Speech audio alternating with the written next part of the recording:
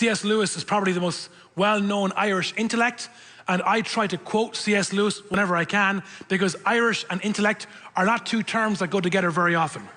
So every chance I have to quote C.S. Lewis, I quote him. And so the story goes that this Russian cosmonaut was orbiting space, and he came back and he was being interviewed, and the journalist asked him, so in your travels, did you find God? Like, did you happen to bump into the big guy up there? Like, is he kind of like the Wizard of Oz, hiding behind the curtain, working the levers? Like, did you find God? And of course, the answer, given dismissively, demeaningly, and respectfully, was like, no, of course I didn't find God. When Lewis read the report, he then wrote an article in response and said that basically asking a Russian cosmonaut, did he find God in space, is like asking Hamlet if he could find Shakespeare in his attic.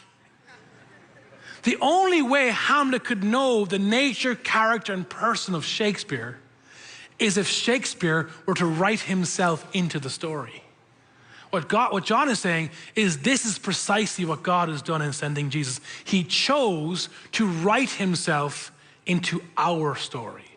And our story isn't like just the human story, the meta-narrative, but it's your story.